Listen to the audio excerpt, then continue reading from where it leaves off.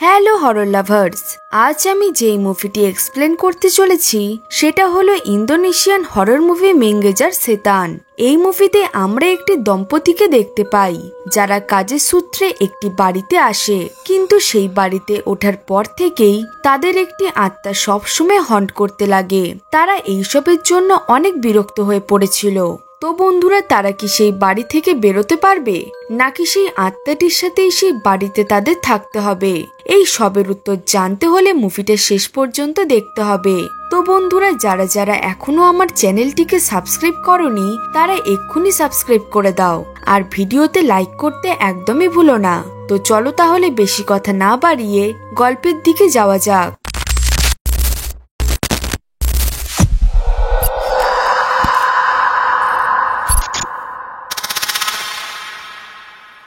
এই মুভিটি শুরু হয় একটি ইয়ং কাপলকে দেখিয়ে, যাদের নাম ছিল ডিকা এবং তারিনা, এবং তাদের একটি ছোট বাচ্চাও ছিল যার নাম আলিয়া। আমরা জানতে পারি ডিকা একজন বিজনেসম্যান। তারা জাকার্তা শহরে থাকতো, সেখানেই তাদের পুরো সংসার ছিল। কিন্তু রিসেন্টলি ডিকা গ্রামের দিকে একটি বাড়ি কেনে, আর এখন সে তার পরিবারের সাথে সেই বাড়িতেই যাচ্ছিল। আমরা দেখতে পাই এই বাড়িটি খুবই শুনশান জায়গায় ছিল। এই বাড়ির মালিক মিস্টার লোকমান তাদের ওয়েলকাম করে। এই বাড়িটিতে মোট 3টে ফ্লোর ছিল, কিন্তু মিস্টার লোকমান তাদের 3rd ফ্লোরে যেতে বারণ করে। সে বলে যে সেই জায়গাটি এখনো পরিষ্কার করা হয়নি, আর তাদের কিছু জিনিসও রয়ে গেছে, এই জন্য সেখানে যাওয়ার কোনো দরকারই নেই। ডিকার এইসব নিয়ে কোনো প্রবলেম হয় না, এমনিতেও তাদের 2টি রুমই থাকার জন্য যথেষ্ট। আমরা জানতে পারি ডিকা এখানে এমনি ঘুরতে আসেনি, বিজনেসের পাশাপাশি কিছু ভালো ব্যাপারও ছিল। আসলে কিছুদিন আগেই তাদের একটি বড় অ্যাক্সিডেন্ট হয়েছিল, শরীরের সাথে সাথে তাদের মাথাতেও অনেক চোট লেগেছিল। তারিনা এখনো পর্যন্ত ঠিক হয়ে উঠতে পারেনি, এই জন্যই ডিকা তারিনাকে নিয়ে এখানে এসেছে। এরপর তারিনা ঘরের ভিতরে ঢুকে চারিদিক চেক করতে লাগে। সেই বাড়িটি অনেক বড় ছিল, আর এর সাথে সুন্দরও। তার খুবই ভালো লেগেছে এই বাড়িটা।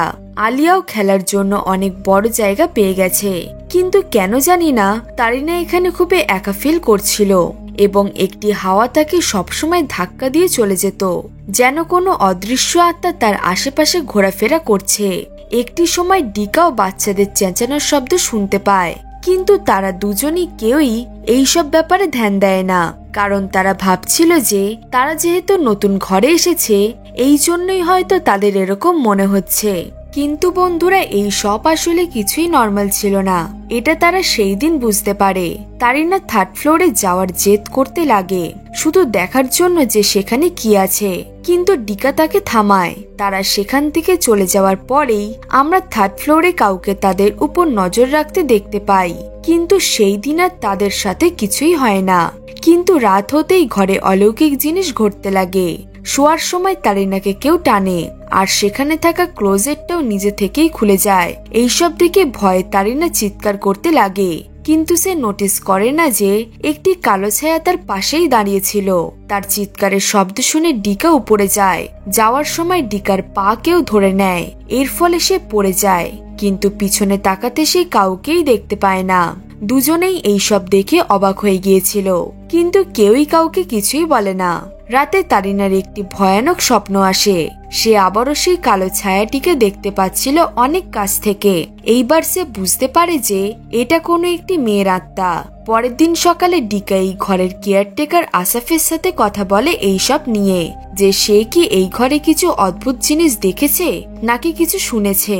আসাফ এখানে অনেক বছর ধরে কাজ করে আসছে, বাট এখানে যদি কিছু অদ্ভুত জিনিস হতো তাহলে সে সেটা অবশ্যই নোটিস করত, এমনটাই আসাফ বলে যে আমি এমন কিছু কোনোদিনই ফিল করিনি। এটা শুনে ডিকাও চিন্তায় পড়ে যায়।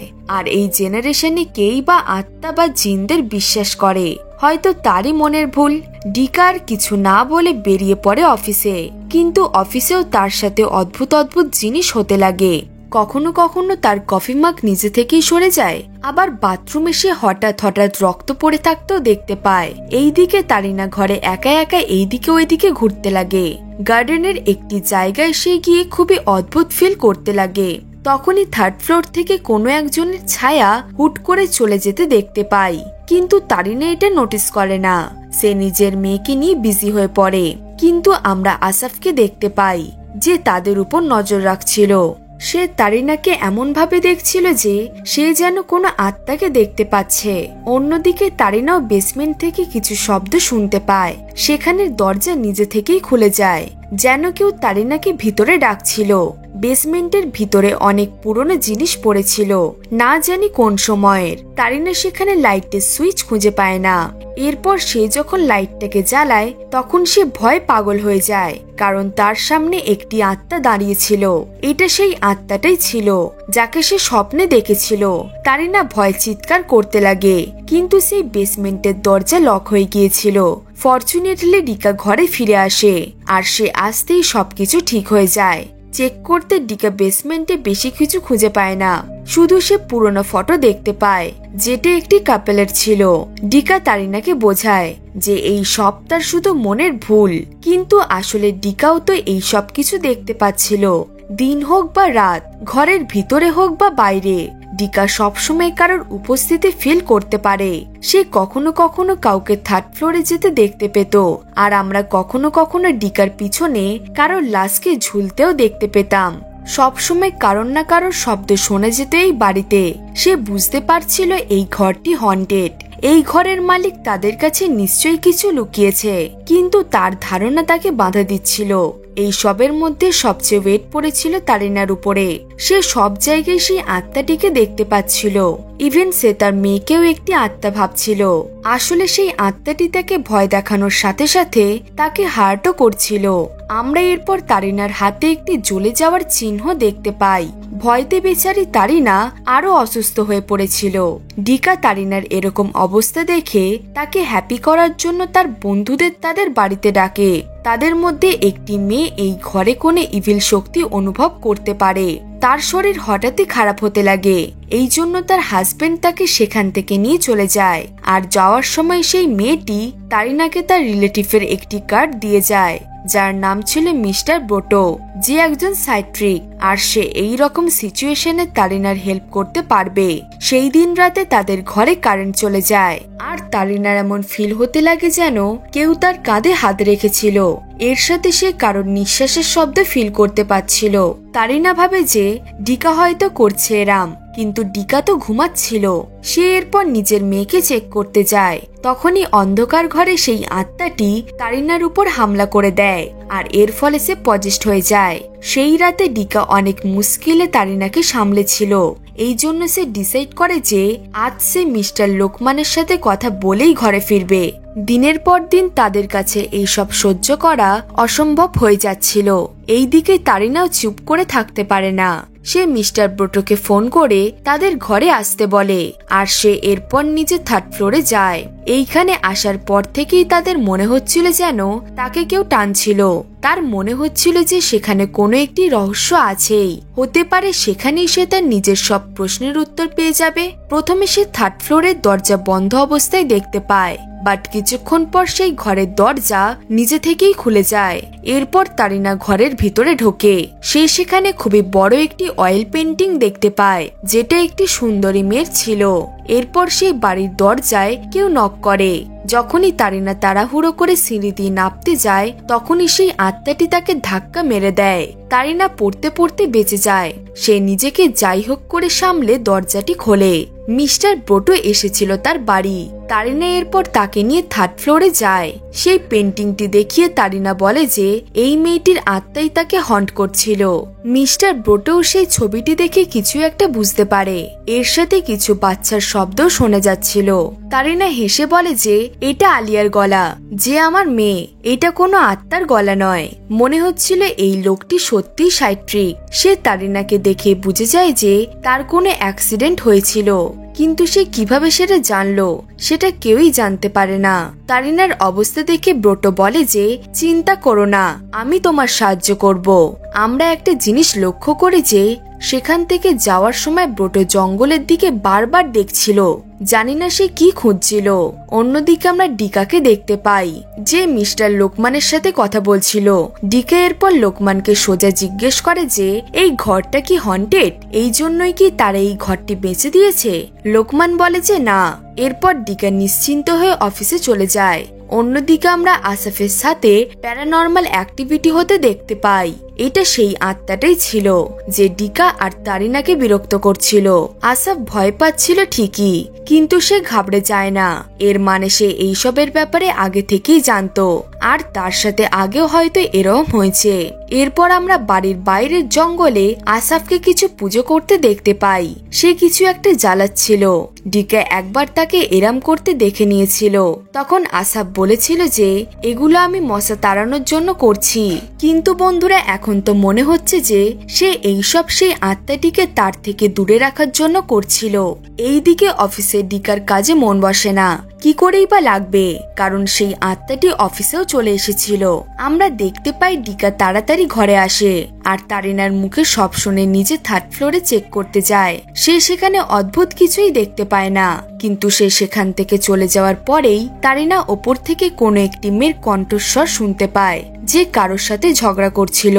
তারিনা নিজের সন্দেহ কন্ট্রোলে রাখতে পারে না। সে জানে যে এটা ঠিক হচ্ছে না, কিন্তু তাও সে উপরে যায় আর সে দেখতে পায় যে সেই ফটোয় থাকা মেয়েটি একটি লোকের সাথে ঝগড়া করছে। কথায় কথায় সেই লোকটি মেয়েটিকে ধাক্কা মেরে দেয়। এর ফলে সেই মেয়েটির মাথায় চোট লাগে আর তখনই তার মৃত্যু হয়ে যায়। তারিনা নিজের চোখের সামনে এইসব হতে দেখে অনেক ভয় পেয়ে যায় আর তাড়াহুড়ো করে নিচে যাওয়ার সময় তার পা ফসকে যায় এবং সে সিঁড়ি থেকে পড়ে অজ্ঞান হয়ে যায়। ডিকা তখনই তাকে হসপিটালে নিয়ে যায়। হসপিটালে ডিকা আবারও সেই আত্মাটিকে দেখতে পায়, যে মর্গের দিকে ইশারা করছিল। আর তারিনার সেন্স ফেরার সঙ্গে সঙ্গে সেই আত্মাটি আবারও তার উপর হামলা করে দেয়। অন্যদিকে ঘরে আসাফের উপরেও হামলা করছিল সেই আত্মাটি। এই আত্মাটি সবাইকে একসাথে বিরক্ত করছিল। ভয়তে আসাফের অবস্থা খারাপ হয়ে গিয়েছিল। তখনই হঠাৎ তার কাছে কল আসে মিস্টার ব্রোটোর, আর সে আসাফকে জিজ্ঞেস করে যে তুমি ডিকা আর তারিনার কাছ থেকে কি লুকিয়েছো, এই ঘরের আসল রহস্যটা কি। আসাফ প্রমিস করে যে সে কাল সবকিছু বলে দেবে। সেই ঘটনাটির ব্যাপারে এতদিন শুধু মিস্টার লোকমান আর আসাফই জানতো, এই জন্যই সে এই ঘর ছাড়তে বাধ্য হয়েছিল। আর এখন সময় চলে এসেছে সেই রহস্যটা রিভিল করার, কিন্তু মিস্টার লোকমান এই সুযোগটা পায় না। আমরা দেখতে পাই সেই রাতে লোকমান যখন নিজের ঘরে আরামে বসে চা খেতে খেতে টিভি দেখছিল, তখন সে টিভিতে অদ্ভুত কিছু সিন দেখতে পায়, যেটা ব্ল্যাক অ্যান্ড হোয়াইট ছিল, যেখানে কিছু লোক জঙ্গলের ভিতর ঘোরাঘুরি করছিল আর চাদর দিয়ে কভার করে কোনো কিছু লুকিয়ে মাটির নিচে কবর দিচ্ছিল। এই সিনটি দেখে মিস্টার লোকমানের চেহারা ফ্যাকাশে হয়ে যায়। সে টিভি অফ করার চেষ্টা করে, কিন্তু এই টিভিটি কারেন্ট ছাড়াই চলছিল। মিস্টার লোকমান পালানোর চেষ্টা করে, তখনই ঘরের দরজা বন্ধ হয়ে যায় আর সেই আত্মাটাই মিস্টার লোকমানের গলা ভেঙে তাকে মেরে ফেলে। খুবই বাজেভাবে মরতে হয় লোকমানকে। পরের দিন সকালে আমরা ডিকা আর তারিনাকে দেখতে পাই, যারা ঘরে ফিরছিল। তারা নিজেদের জিনিসপত্র প্যাক করছিল জাকার্তে যাওয়ার জন্য, কিন্তু তার আগেই সেই আত্মাটি তারিনাকে পজেস্ট করে নেয়। তাকে অনেক কষ্ট দিতে লাগে, কিন্তু তারিনাকে আমরা জোরে জোরে হাসতে দেখতে পাই। অন্যদিকে মিস্টার ব্রোটো তখনও সেই ঘরেই ছিল আর সে জঙ্গলে কিছু খোদাই করছিল। তারিনার শব্দ শুনে সে আসাফকে তাদের কাছে পাঠায় তাদের সাহায্য করার জন্য, আর নিজে খোদাই কমপ্লিট করতে লাগে। তারিনা এরপর অনেক বেশি অদ্ভুত বিহেভ করতে লাগে। তাকে দেখে মনে হচ্ছিল যেন তার ভিতরে থাকা আত্মাটি এই ঘর থেকে তাদের যেতে দিতে চাইছিল না। সেই আত্মাটি এখন তারিনাকে পুরোপুরি নিজের বশে করে নিয়েছিল। এরপর সে হাওয়ায় এমন ভাবে উঠতে থাকে যে তাকে সামলানো ডিকার পক্ষে অসম্ভব হয়ে যায়, কিন্তু তাও কোনো রকমে আসাফের সাহায্যে সে তারিনাকে নিয়ে সেই ঘর থেকে বেরোতে পারে। এখন যাই করেই হোক তাদের জাকার্তা পৌঁছাতে হবে। কিন্তু তখনই তারিনার আলিয়ার কথা মনে পড়ে। তারা আলিয়াকে ছাড়া কিভাবে যেতে পারবে। সে আবারও সেই হন্টেড ঘরে যাওয়ার সিদ্ধান্ত নেয়, বাট ডিকা তাকে থামায়। তাকে বোঝাতে লাগে যে তুমি কাকে খুঁজতে যাচ্ছ, ভিতরে তো কেউই নেই। আমাদের মেয়ে তো অনেক দিন আগে আমাদের ছেড়ে চলে গেছে সে অ্যাক্সিডেন্টে। মানে এতদিন ধরে তারিনা যাকে নিজের মেয়ে ভাবতো সে আসলে আলিয়ার আত্মা ছিল। এই জন্যই হয়তো আলিয়াকে কেউ দেখতে পেত না, না ডিকা না আসাফ। এই জন্য তারিনা যখনই আলিয়ার সাথে কথা বলতো তখনই আসাফ তাকে নজর রাখতো। মিস্টার ব্রোটো এই ব্যাপারটা প্রথমেই বুঝতে পেরেছিল, এই জন্যই তো সে অ্যাক্সিডেন্টের ব্যাপারে জিজ্ঞেস করছিল। তারিনা এতদিন ধরে সত্যিটা মানতে চাইছিল না, কিন্তু ফাইনালি যখনই আলিয়ার আত্মা নিজে এসে তার মাকে সে শেষবারের মতো বিদায় জানায় তখন সে বিশ্বাস করে। এরপর সে আবার ফিরে আসে ডিকার কাছে, আর আসাফ তাদের নিয়ে যায় জঙ্গলের সেই স্পটে যেখানে মিস্টার ব্রোটো কিছু রিচুয়াল পারফর্ম করছিল। সে বলে যে সেই ঘরের সব প্রবলেম হলো এই জায়গাটির জন্য, কারণ এই জায়গাটি আসলে কবরস্থান। সে যখন প্রথমবার এই ঘরে এসেছিল তখনই সে জানতে পেরেছিল যে সেই নেগেটিভ শক্তির ব্যাপারে, আর বাকি সত্যি তাকে আসাফ বলেছিল। আসলে আগে এই ঘরে মিস্টার রাকা নামের একটি আর্টিস্ট থাকতো, যার একজন মিস্ট্রেস ছিল যার নাম জামিলা। সে খুবই সুন্দরী ছিল আর ডান্সও অনেক ভালো করত। জামিলা আর রাকা দুজনেই দুজনকে অনেক ভালোবাসতো, কিন্তু রাকা বিবাহিত ছিল, সে তার স্ত্রীর কাছ থেকে ডিভোর্স নিতে পারবে না। এই জন্যই তারা দুজনে এই ঘরে মিট করতে লাগে। এরামি একদিন জামিলা প্রেগনেন্ট হয়ে যায়। সে অনেক হ্যাপি ছিল মা হবে বলে। সে ভেবেছিল যে এই ঘটনাটি শুনলে হয়তো রাকাও খুশি হবে, কিন্তু এমনটা হয় না। জামিলা যখন এই খবরটি রাকাকে জানায় তখন সে ঘাবড়ে যায়। রাকা এরপর জামিলাকে ফোর্স করতে লাগে এই বাচ্চাটিকে অ্যাবর্শন করানোর জন্য, কিন্তু জামিলা তার সাথে ঝামেলা করতে লাগে। আর এরামি কথায় কথায় রাকা জামিলাকে ধাক্কা মেরে দেয়। এর ফলে জামিলা পড়ে যায় আর তার মাথায় গিয়ে ঠোকে একটি টেবিলে, আর তার সেখানেই সেই মুহূর্তে মৃত্যু হয়ে যায়। মিস্টার রাকা অনেক ভয় পেয়ে গিয়েছিল, তার জামিলাকে মারার কোনো প্ল্যানই ছিল না। বাট এই কথাটি যদি জানাজানি হয় তাহলে লোকেরা তাকেই খুনি মনে করবে। সে এমনটা কিছুতেই হতে দিতে পারে না, তার সম্মানের ব্যাপার ছিল এটা। এই জন্য সে মিস্টার লোকমান আর আসিফের বাবাদের থেকে সাহায্য নেয়। তারা দুজনেই সেই সময় রাকার হয়ে কাজ করত। সবাই মিলে রাতের অন্ধকারে জামিলার লাশ এই জঙ্গলে এই জায়গাতেই দাফন করে দেয়। জামিলার প্রপার ফিউনারেল কেউই সম্পূর্ণ করে না, আর না তার মা হবার স্বপ্ন পূরণ হলো। এই জন্য সে একটি রিভেঞ্জফুল আত্মায় পরিণত হয়ে যায়, আর সে এই ঘরেই ঘোরাফেরা করতে লাগে। মিস্টার ব্রোটো এবার জামিলার লাশটিকে আগুনে জ্বালিয়ে দেয় যাতে জামিলার আত্মা মুক্তি পেয়ে যায়। হোপফুলি এখন হয়তো সবকিছু ঠিক হয়ে যাবে। ডিকা আর তারিনা বেরিয়ে পড়ে নিজেদের বাড়ির উদ্দেশ্যে, কিন্তু মাঝপথে আবার তাদের উপর জামিলা হামলা করে দেয়। এখন জামিলা তাদের সাথে জুড়ে গিয়েছিল, তাদের পিছু সে কোনোদিনই ছাড়বে না, যেমন সে রাকার পিছু ছাড়েনি কখনোই। সেই ঘটনাটি ঘটার পর জামিলা এমন রাকাকে ভয় দেখিয়েছিল এবং এত বিরক্ত করেছিল যে রাকা ফাইনালি পাগল হয়ে যায়, আর এখন সে সারা জীবন ধরে মেন্টাল হসপিটালেই থাকে। তো বন্ধুরা, আজকের গল্পটি এখানেই শেষ হয়ে যায়। এই গল্পটি খুবই ইউনিক। এটাই ছিল আজকের মুভির এক্সপ্লেনেশন। আশা করি তোমাদের এই গল্পটা অনেক ভালো লেগেছে। গল্পটি ভালো লাগলে একটা লাইক করে দিও। এরকম আরো মুভির গল্প দেখার জন্য আমাদের চ্যানেলটিকে সাবস্ক্রাইব করে পাশে থাকা বেল আইকনটি প্রেস করে দিও, যাতে এই রকম ইন্টারেস্টিং এবং হরর মুভির নোটিফিকেশন তোমার কাছে সবার থেকে আগে যায়। তো চলো বন্ধুরা, দেখা হচ্ছে পরের গল্পে।